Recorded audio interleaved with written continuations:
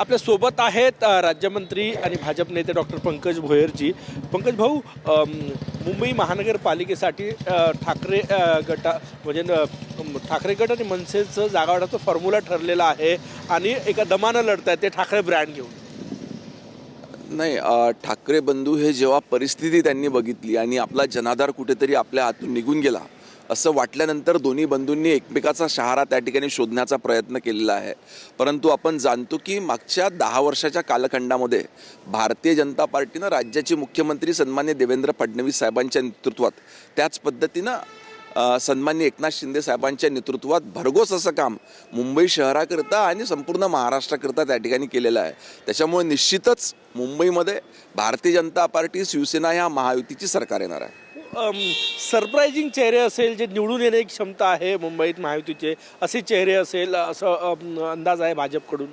आमची मुंबईतले वरिष्ठ नेते मंडळी याच्याकरता प्रयत्न करतात आहेत की जास्तीत जास्त चांगले चेहरे त्या ठिकाणी दिले पाहिजे आणि लोकांमध्ये राहणारे, लोकांसाठी काम करणारे चेहरे भाजपच्या वतीनं त्या ठिकाणी देण्यात येईल. यादी आली नाही अजून, मुंबईतली नाही, नागपुरातली नाही, कधीपर्यंत येईल असं वाटतं? अंतिम टप्प्यावर आहे, याद्या लवकरच त्या ठीकाणी घोषित होतील. एबी फॉर्म पोहोचले उमेदवारांच्या पर्यंत?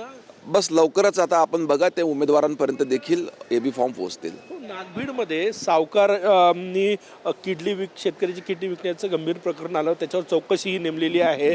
तुम्ही तुमच्या अखत्यारीत ते सुरू आहे, काय आता स्टेटस आहे?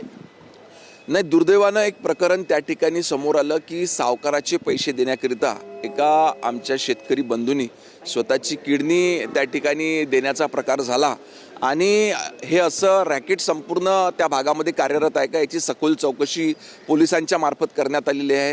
याच्यामध्ये बरेचसे पुरावे आमच्या हातामध्ये लागलेले आहे.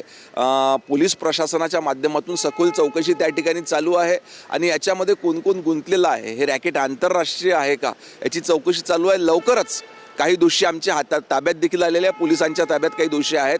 अजून याची चौकशी चालून याच्यामध्ये कोणी मोठे मासे आहेत का आणि त्याला लवकरच पोलीस प्रशासन त्या ठिकाणी अटक करेल. असं कळतंय की गरीब लोकांना हेरून त्यांना कलकत्ता मार्गे विदेशात नेऊन किडनी विकली जायची. किती लोकांची किडनी विकली गेली आतापर्यंत? काही आकडा आमच्या हातात त्या ठिकाणी आलेला, काही माहिती आम्ही आत्ताच त्या ठिकाणी प्रकाशित करणार नाही, परंतु पोलीस प्रशासनाचा ठाम असे पुरावे प्राप्त झालेले असून लवकरच यांच्यावर कारवाई करण्यात येईल. मोठा आकडा आहे, आकडा लवकरच आपल्या समोर येईल.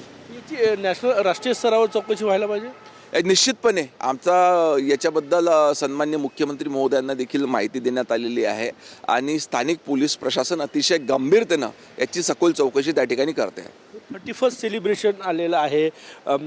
ग्रामीण भागामध्ये अवैध पार्ट्या आणि या सगळ्या याच्यावर दारू विक्री, मद्य विक्री, डुप्लिकेट दारू मोठ्या प्रमाणात येऊ लागलेली आहे. काय कारवाई होणार आहे? तुम्ही काय आदेश दिले? नाही, निश्चितच नवीन वर्षाचं स्वागत हे उत्साहात झालं पाहिजे, परंतु हे स्वागत होत असताना समाजामध्ये कुठेही त्या ठिकाणी इतर सर्वसामान्य नागरिकांना त्रास होणार नाही याची काळजी घेण्यात येईल. अवैध दारू किंवा डुप्लिकेट दारू ह्या पद्धतीचे प्रकार याच्यावर निश्चितच निर्बंध आहे.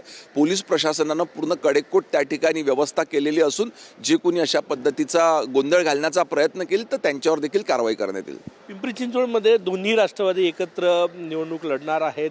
ही चाहूल आहे असं वाटतं राष्ट्रवादी दोन्ही एकत्र येण्याची? नाही, आपण बघितलं की स्थानिक स्वराज्य संस्थांमध्ये त्या पक्षांना त्या ठिकाणची परिस्थिती बघून त्या ठिकाणचे पदाधिकारी, कार्यकर्ते जे निर्णय घेतील ह्या संबंधात तसे निर्णय घेण्यात आलेले होते. आता बघूया दोन्ही राष्ट्रवादी एकत्र येतात काय आणि त्यांचा अंतिम निर्णय काय राहतो. गेल्या काही दिवसात शरद पवारांचे NDAच्या जवळ येण्याच्या हालचाली वाढल्या अशी चर्चा आहे. काय वाटतं मला? आज भारतीय जनता पार्टीची लोकप्रियता हे देशाचे पंतप्रधान सन्मान्य नरेंद्रभाई मोदी यांची संपूर्ण देशात नाही तर जगात लोकप्रियता वाढलेली आहे. त्याच्यामुळे ह्या देशात राहणाऱ्या प्रत्येक पक्षातल्या प्रत्येक पदाधिकाऱ्यांना, नेत्यांना असं वाटते की आपण भारतीय जनता पार्टीसोबत त्या ठिकाणी राहिलं पाहिजे.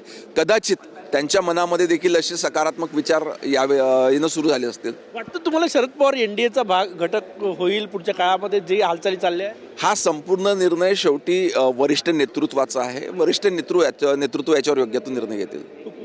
कॅमेरामॅन सचिन सयांसह गजानन उमाटे, TV9 मराठी, नागपूर.